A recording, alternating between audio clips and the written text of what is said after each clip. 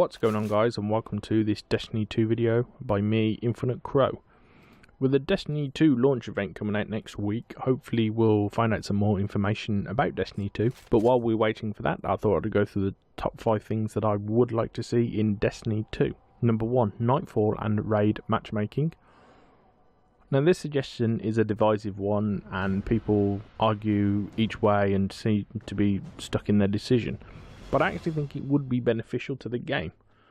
Currently, if you want to raid and you don't have a group of friends or there's not people on, whatever, people use sites as LFG or Reddit fire teams. So effectively, people are creating their own matchmaking in Destiny because Destiny doesn't actually offer it itself. So if it's something that could be included in Destiny 2, it would save a lot of trouble.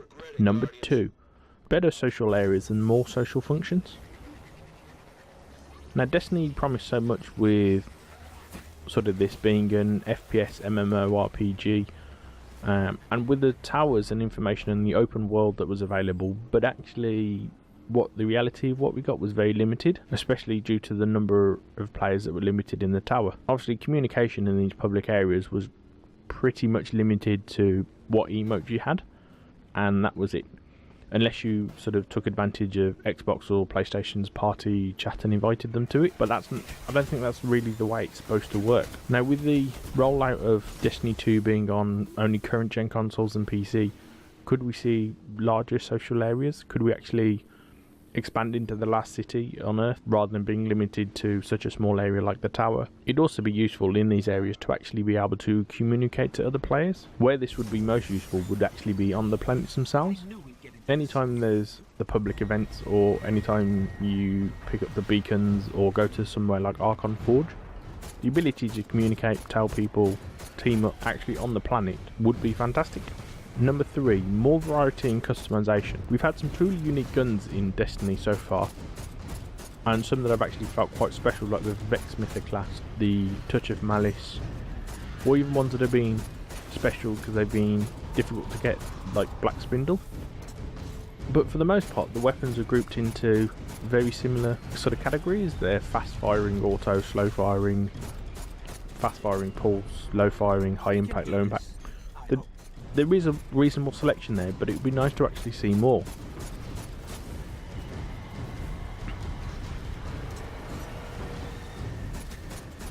Arguably, they could actually make more of a selection by have less guns, but make each one unique. The other option would be, why not give sort of more customization in terms of weapons and armor shaders, emblems. We're already split by hunters, warlocks, titans in Destiny 1, or whether you're part of Future War Cult, Dead Orbit or New Monarchy.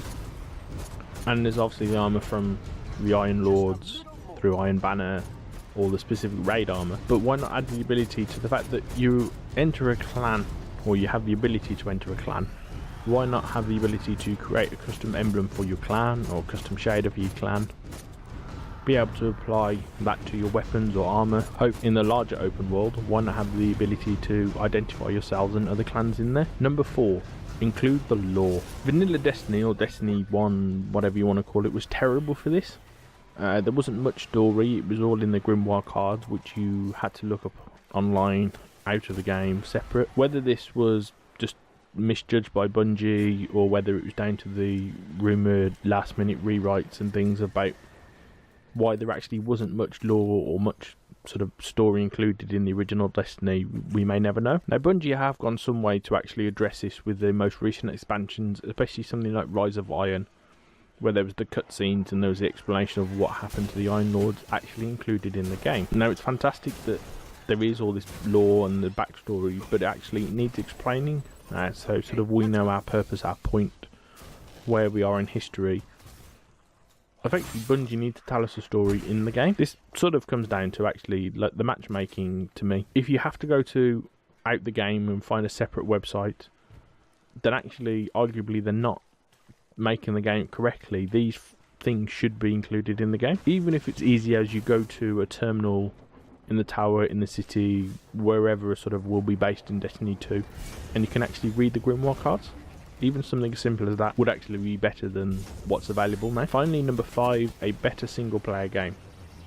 Destiny is obviously a game that quite often banded around as being an FPS MMO, which obviously does involve other players, but there was actually still a sort of single player campaign story to it. But vanilla Destiny, or Destiny Year 1, Destiny 1, whatever you want to call it, was actually pretty poor for the sort of campaign they gave you.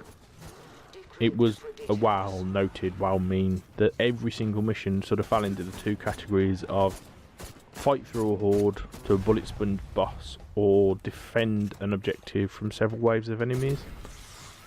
Every single mission seemed to fall into this. Bungie actually got better with this in the most recent sort of expansions, in my opinion, but I think we ultimately need more variety in the actual missions.